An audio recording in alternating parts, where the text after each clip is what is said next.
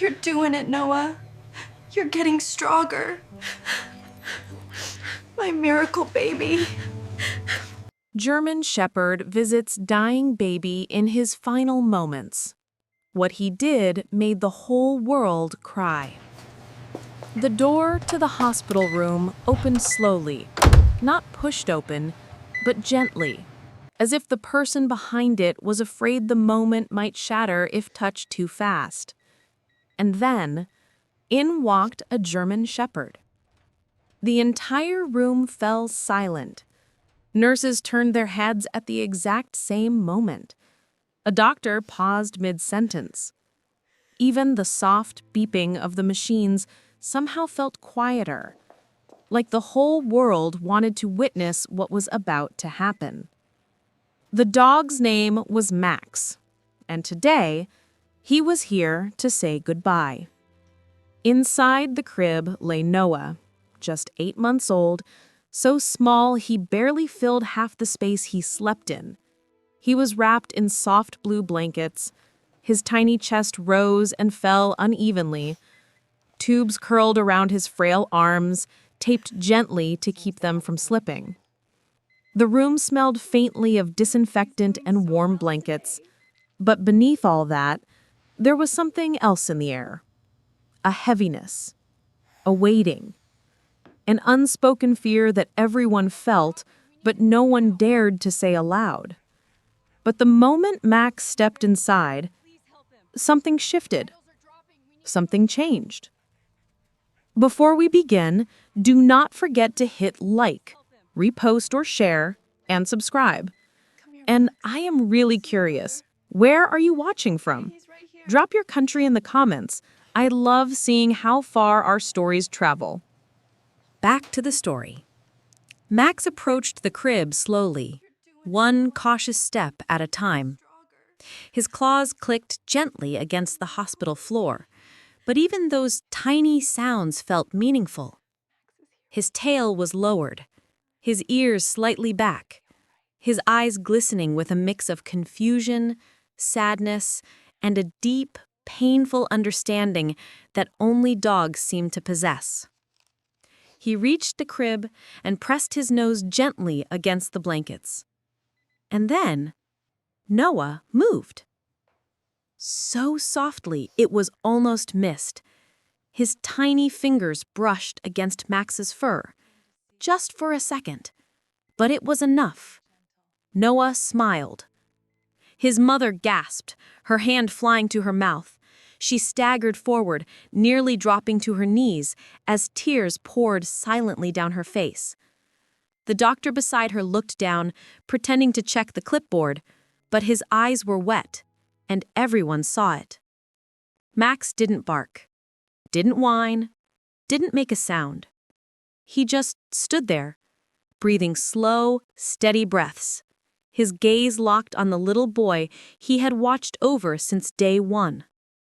For months, Max had sensed the changes before anyone else did. When Noah's fever first appeared, Max didn't leave his crib.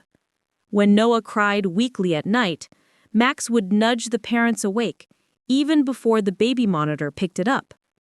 When Noah couldn't play anymore, Max placed toys gently next to him, as if hoping to tempt him back into joy.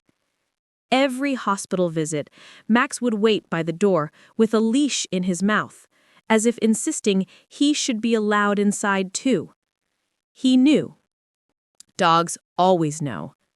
But that final night, when the ambulance arrived, everything changed too fast. The flashing red lights, the medical team rushing in, the doors closing. Max tried to push through. He barked, loud, desperate, panicked. He ran behind the ambulance, his paws slapping hard against the pavement, but it sped away, and Max was left standing alone in the street. He ran all the way to the hospital and waited. 3 days. Through rain, through cold winds that shook his fur, through nights so quiet that he could hear his own breathing. He didn't move, didn't accept food, didn't sleep.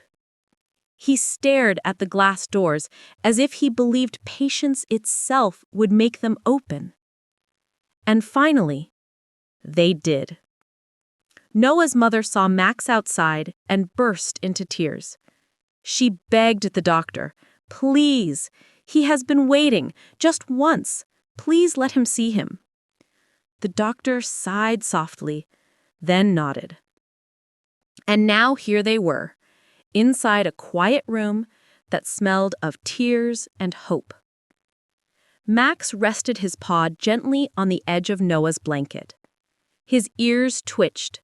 His eyes softened. He let out a quiet whine, a sound so heart-shattering that even the machines seemed to hesitate. Then, something impossible happened. The heart monitor, which had been slowing for hours, suddenly steadied. The weak, fading beeps grew stronger, more confident, more alive. "He can feel him," the nurse whispered. "He knows he's here." Noah's hand tightened in Max's fur. His smile, so small yet so powerful, lingered gently on his face. His mother leaned closer to him, tears falling onto the blanket.